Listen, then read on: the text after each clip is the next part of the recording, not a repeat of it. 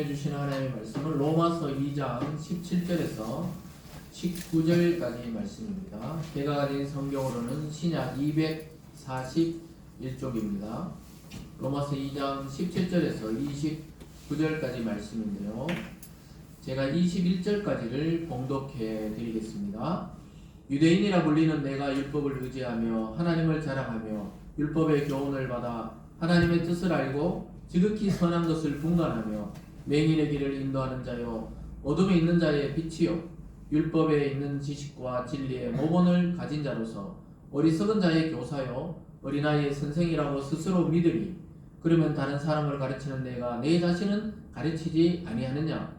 도둑질하지 말라 선포하는 내가 도둑질하느냐? 아멘. 기도하겠습니다. 사랑의 하나님 아버지 감사드립니다. 오늘 또 우리에게 귀중한 말씀을 주시고 또 이 로마서를 통해 구원의 은혜와 구원의 깊이를 알게 하여 주심에 감사드립니다.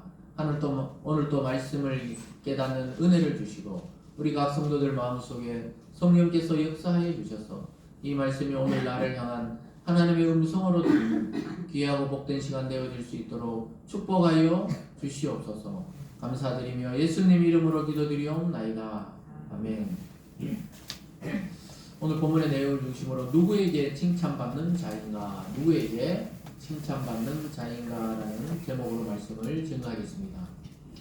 몇 년 전에 아주 베스트셀러가 되었던 책 중에 보면 칭찬은 고래도 춤추게 한다 이런 제목의 책이 있었습니다. 그래서 아주 칭찬에 대해서 잘 이렇게 아주 복잡한 책은 아니지만 잘 설명해 놓았던 우리나라 작가가 쓴 건 아닙니다만 이 번역해서 우리나라에서도 굉장히 베스트셀러가 되었던 책인데요. 그래서 그 작가가 가만히 어느 날 이 돌고래 쇼 하는데 가보니까 그 거대한 고래가 조련사의 손짓이나 눈빛에 맞춰서 그냥 착 뛰어오르기도 하고 또 뒤로 가기도 하고, 저도 오래전에 딱 한 번 돌고래 쇼를 봤습니다만 요즘에는 그 동물 보호 때문에 다 풀어줬다 하는데요. 그래서 그 보니까 참 그냥 아주 예리예리한 여자 조련사가 나와서 이렇게 탁 치면은 그냥 돌고래가 쫙 점핑했다가 물에 들어가기도 하고 또 뒤로 막 헤엄치면서 이 즐거운 이 표정을 짓는지 몰라도 쫙 이렇게 뒤로 가기도 하고, 그걸 보면서 이 조련사들이 잘했다면서 툭툭툭툭 때려주기도 하고 볼을 비벼주기도 하고 때로는 그 고등어나 이렇게 물고기 있죠, 통째로 떨어주면 또 탁 먹고 또 쇼를 탁 펼치고 오면 또 물고기 달라고 이렇게 물론 훈련에 의해서 그렇게 되었지만은 물고기를 안 던져줘도 이 쓰다듬거나 볼을 비우거나 이래도 돌고래가 기분이 좋은가 봐요. 그래서 그걸 계속 이렇게 하는 걸 보면서 이 작가가 이 어떤 회사나 인간관계 속에서도 이게 적용이 되지 않을까 이렇게 생각해서 이제 쭉 이렇게 책으로 썼던 내용인데요. 그래서 사람은 어떤 회사에서도 만약 부하 직원이 잘못하면 지적하고 야단치고 이런 것보다는 오히려 그것은 넘어가고 잘한 것에 대해서 칭찬하고 격려했을 때 훨씬 더 효율이 좋더라 이런 이야기를 하고 있습니다. 그래서 우리가 아이에게 적용해보면 아이들은 정말 칭찬하면은 어떤 걸 잘한다 그러면 애기 때는 완전히 까르르 넘어가면서 또 그리고 좋아가지고 칭찬하면 팔짝팔짝 뛰는 걸 보게 되지. 그래서 아이들이 정말 기뻐하는 모습을 보게 됩니다. 근데 성인도 마찬가지인가 봐요. 얼마 전에 설문조사를 했습니다. 이 남성과 여성 성인들에게 설문조사를 했어요. 그 남성들에게 받고 싶은 선물 1위부터 쭉 이제 나열했겠죠. 1위가 무엇이냐 이렇게 질문하니까 여러분 뭔 것 같습니까? 남자들이 받고 싶어하는 선물 첫 번째가 뭘까요? 그 여성들에게 먼저 해볼게요. 여성들이 받고 싶은 선물 1위는 뭐냐 이랬더니 유명한 핸드백 아니면 옷 이런 건 줄 알았는데 아주 놀랍게도 여성들은 이 받고 싶은 선물 1위가 현찰 이렇게 얘기했다는 거예요. 현찰을 받고 싶다. 근데 거기에 비해서 남성들은 아주 또 독특한 대답을 했어요. 가장 받고 싶은 선물이 뭡니까? 그러니까 1위가 마음을 받고 싶다. 남자들이 왜 그런지 모르지 마음을 받고 싶다 이렇게 대답을 했답니다. 그 많은 사람들이 이 마음을 받고 싶다는 게 뭐냐 하면은 이 인정을 받고 싶다는 거겠죠. 회사나 가정이나 이런 데서 남성들은 인정에 대한 욕구가 강하다는 것이죠. 그래서 일을 아무리 잘하고 뭐 세계적인 비즈니스를 해도 집에 와서 부인이 안 알아주면 아무것도 그냥 자존감이 그냥 땅바닥에 떨어진다는 거예요. 근데 뭐 아무도 잘 못 알아줘도 이 자기 배우자가 칭찬해주고 또는 뭐 결혼 안 하신 분들은 이 부모님들이 막 칭찬과 격려를 막 아끼지 않고 이러면은 이 남자들은 막 더 잘하려고 더 막 인정을 받고 그런다는 걸 안정을 느낀다는 것이죠.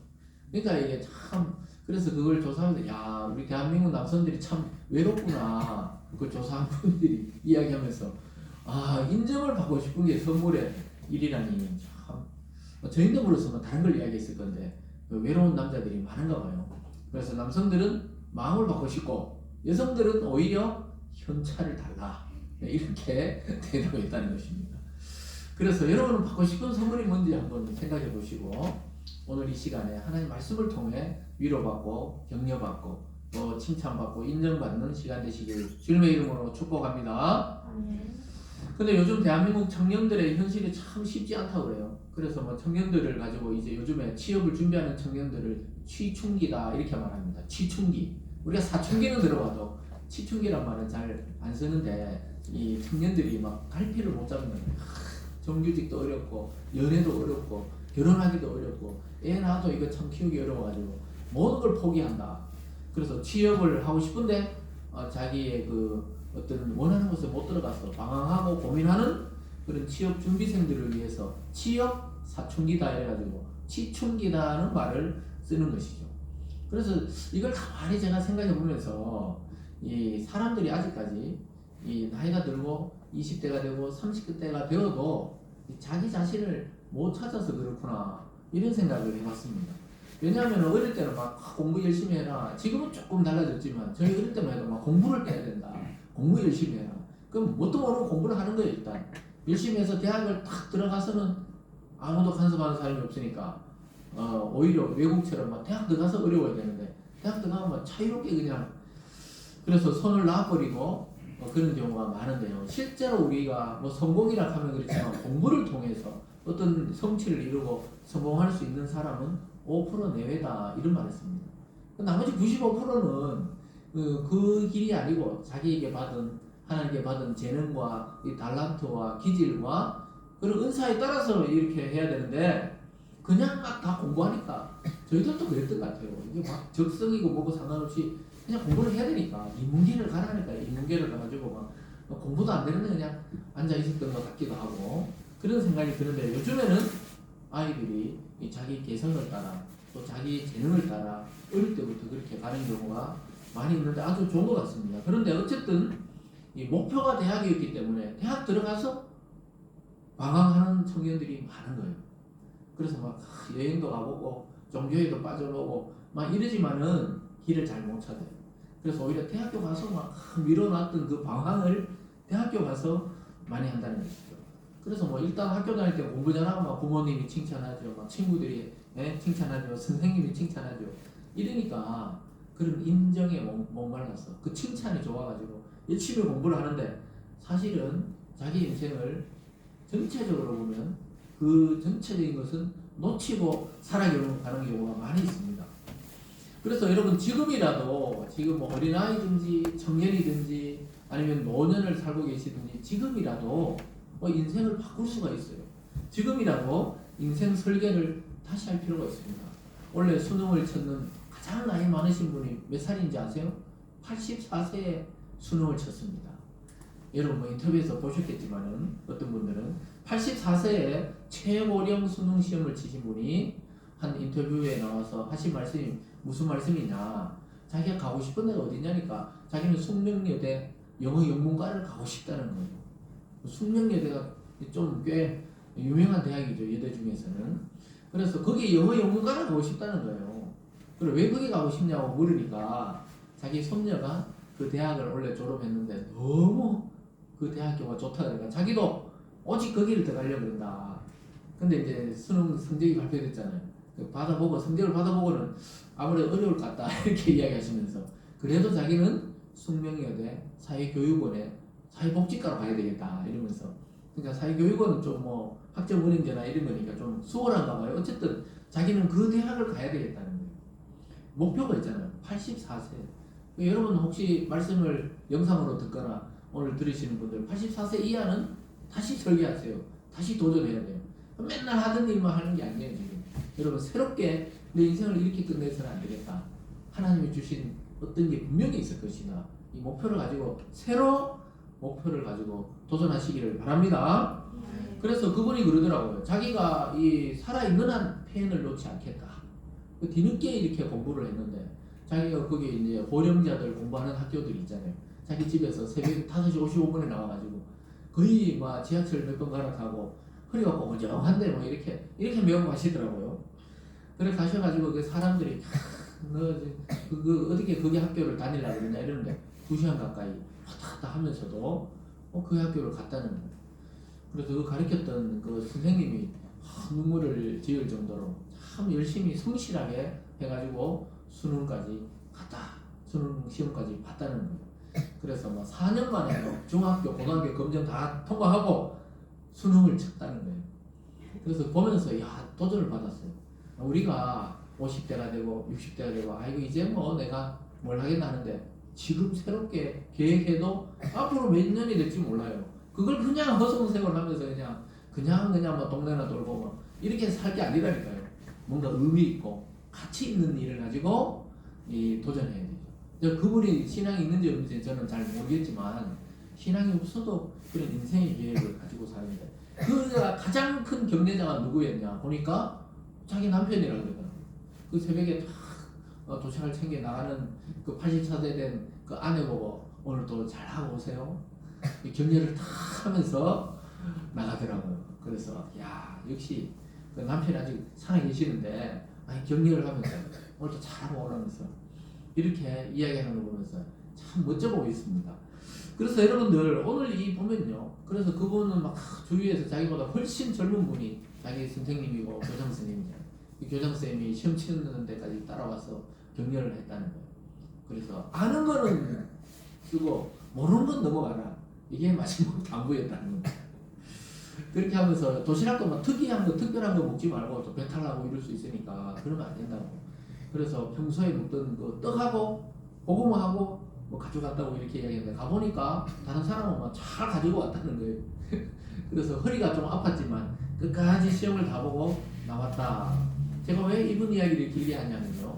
오늘 이 설교의 제목처럼 참 누구에게 인정을 받고 칭찬을 받고 이러려고 하는 행동도 있지만 자기 인생의 의미를 찾기 위해서 자기 자신이 자기를 인정하는 것이죠.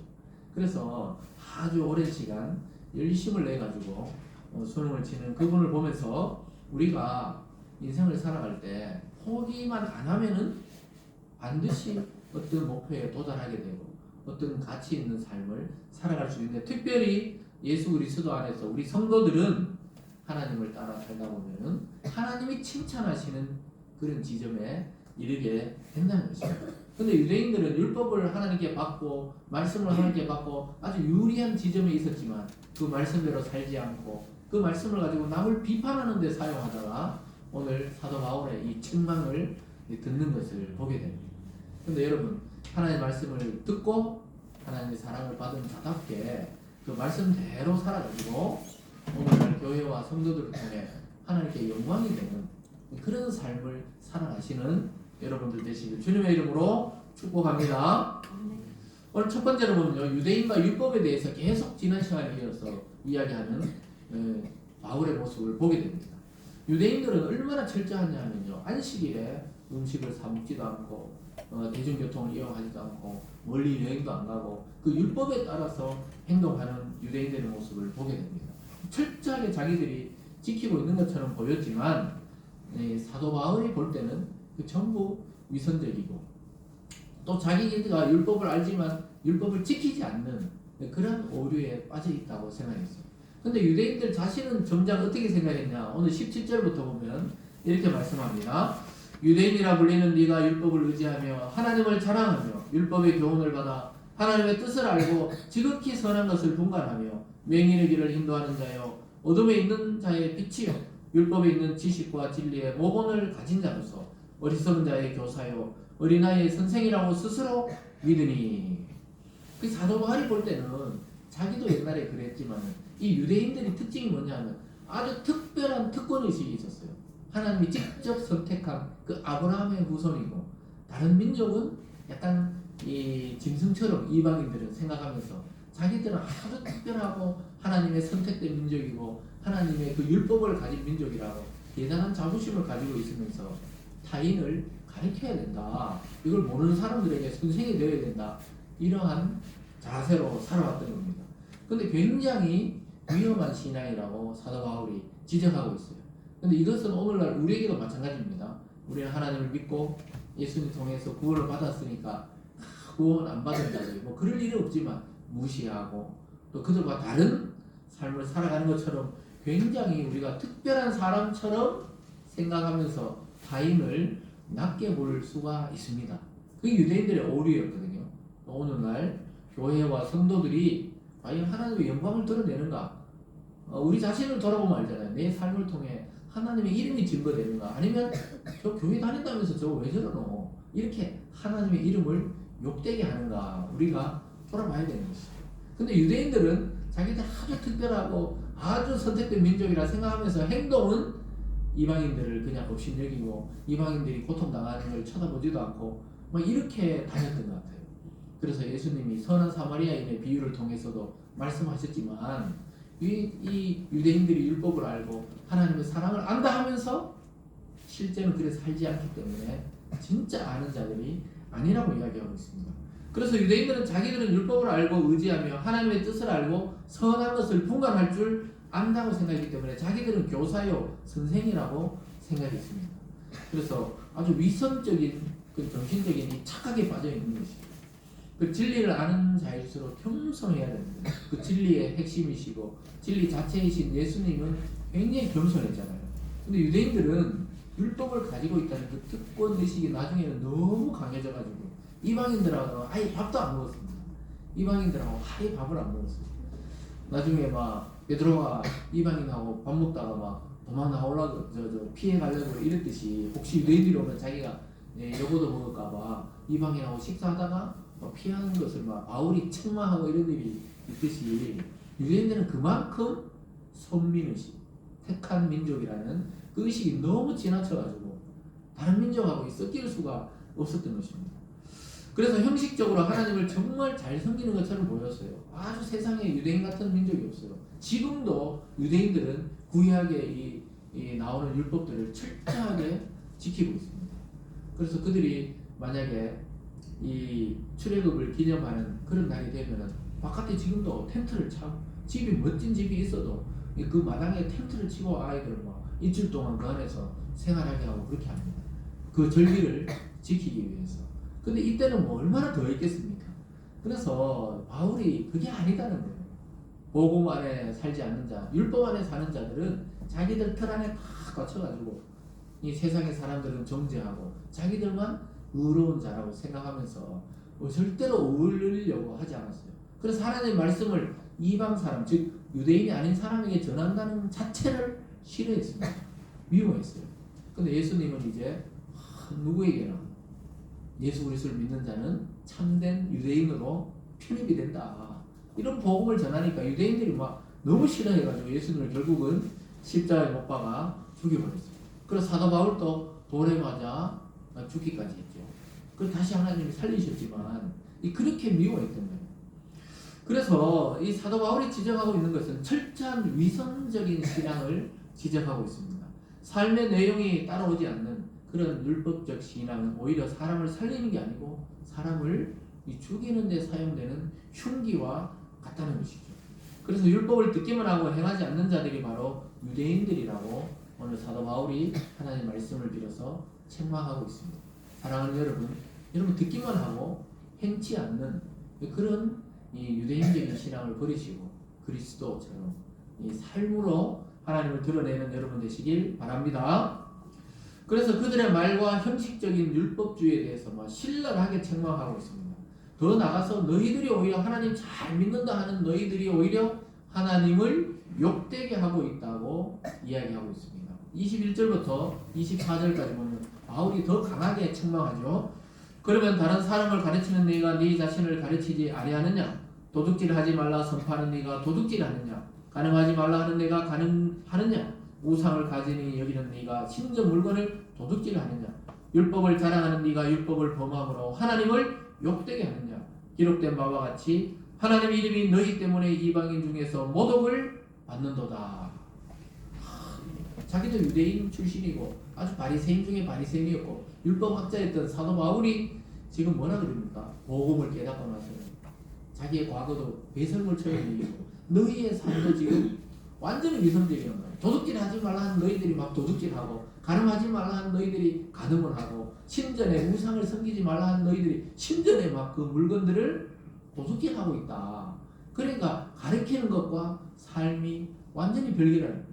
이걸 위선적이다 이렇게 말합니다. 그래서 너무나 위선적이라는 거예요.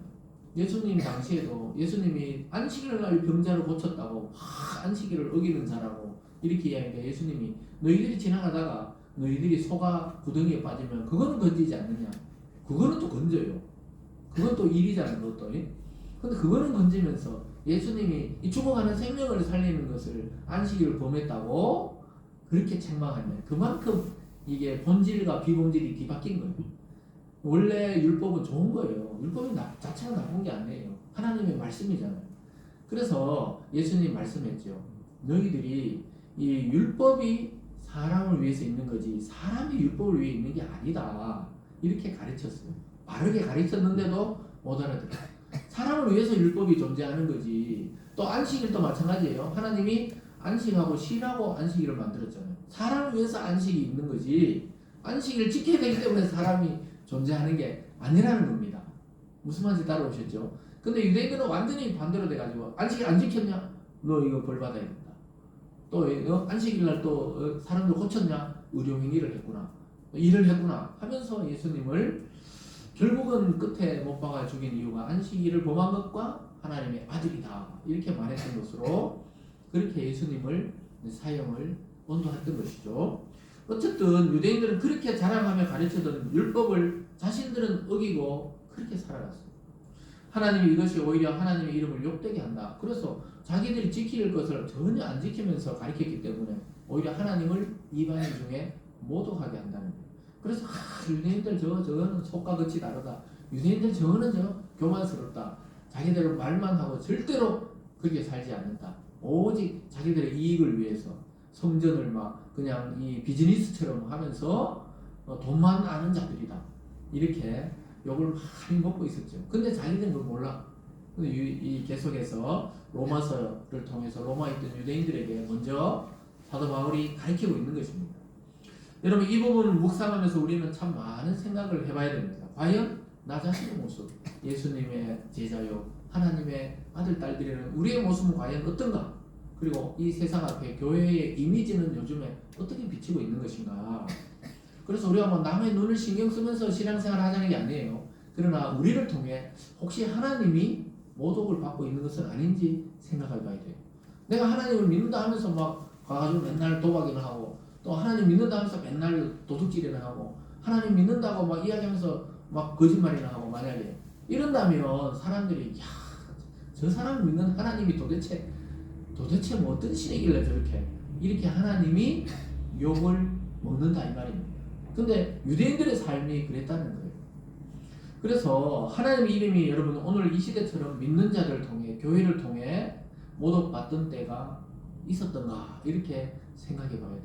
우리가 무조건 욕하는 사람들도 있지만 이 교회와 이 성도들의 삶이 이 말씀과 일치하지 않기 때문에 굉장히 사회에서 언론을 통해 또 어떤 그 미디어를 통해 또는 SNS를 통해서 교회와 기독교인들과 이 목사님들이 엄청나게 이렇게 욕을 먹는 시대에 살고 있구나 이렇게 생각을 해봐야 되는 거예요.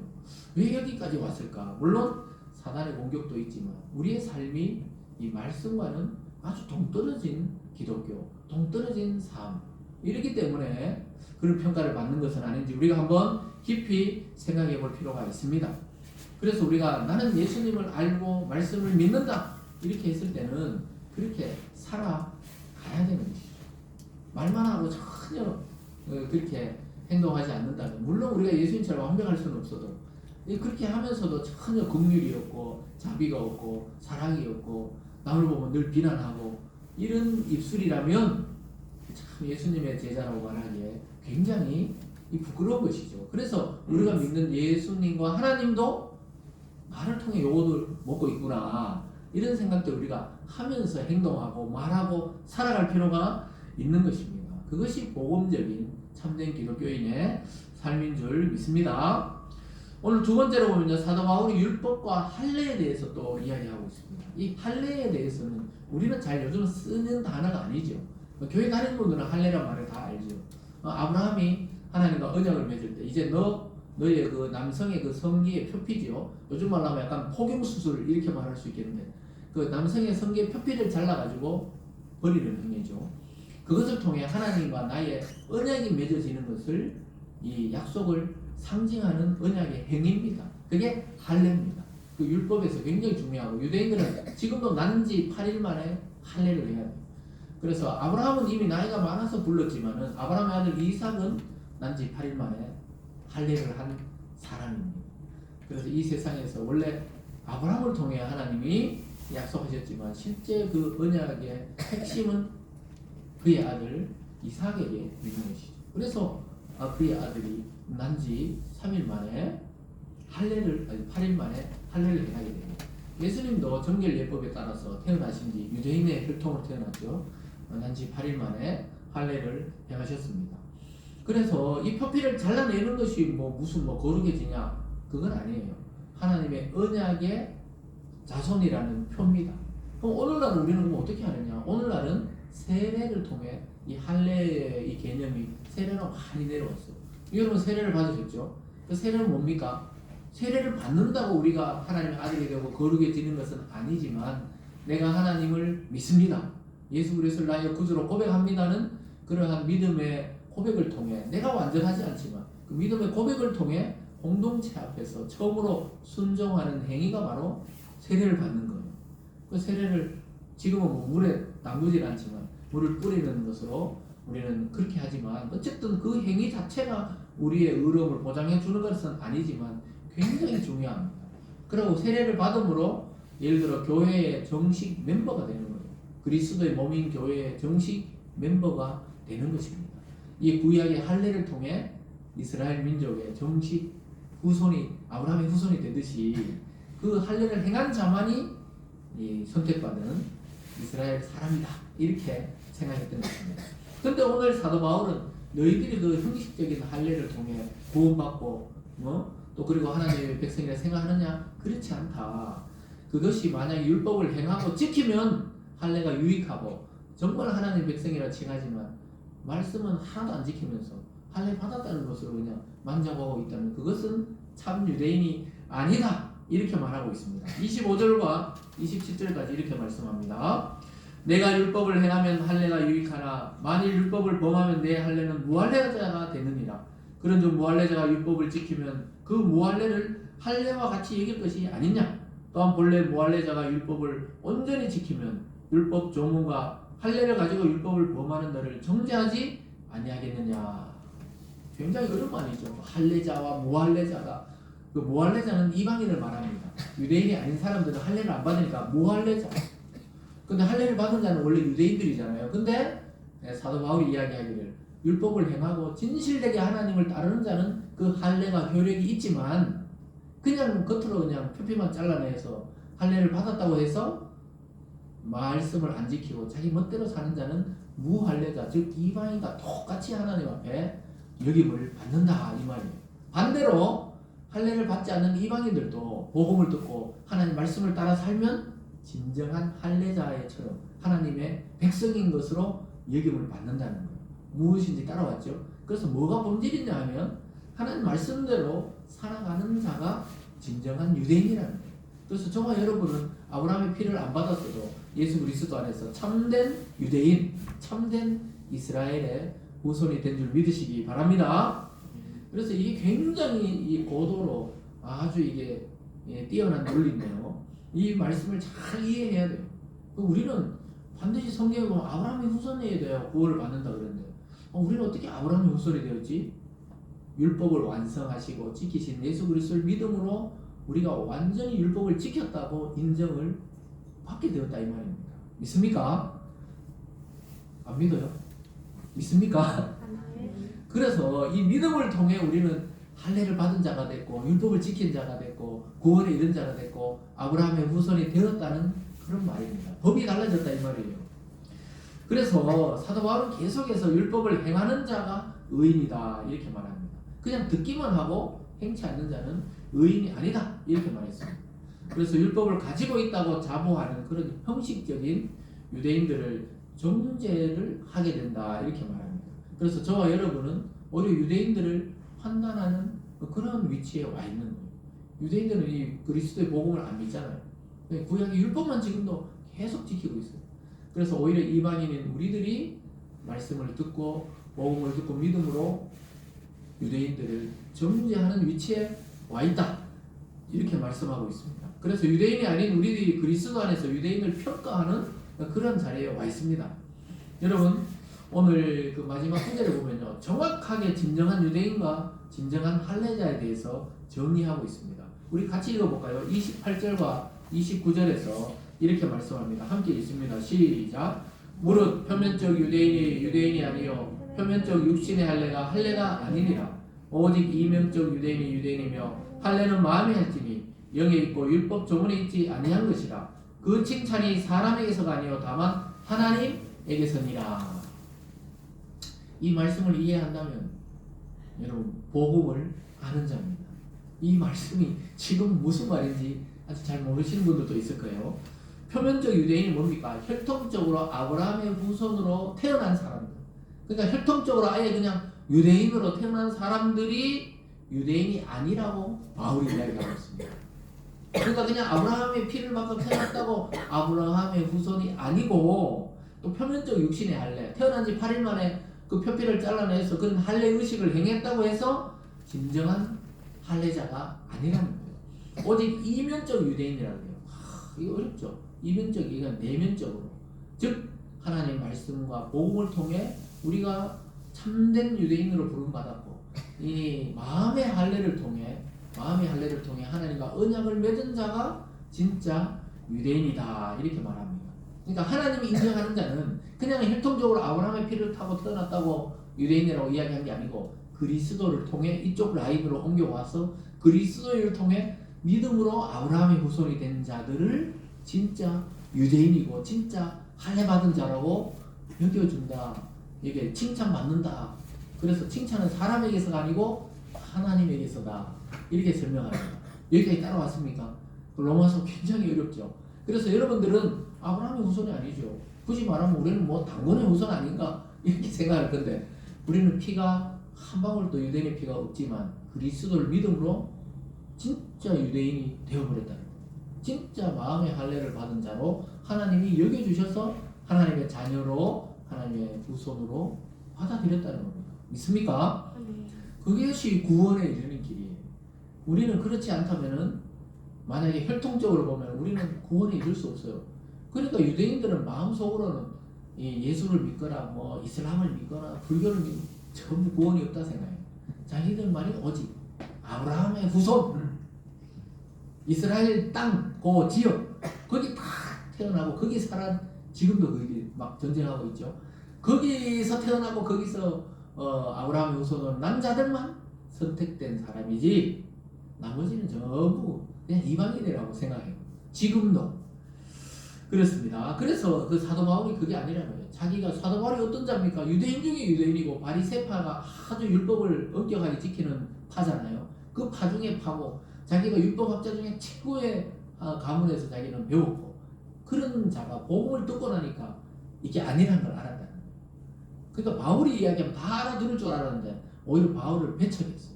유대인들이 바울을 그냥 막 죽이려고 돌로 치고 이랬습니다.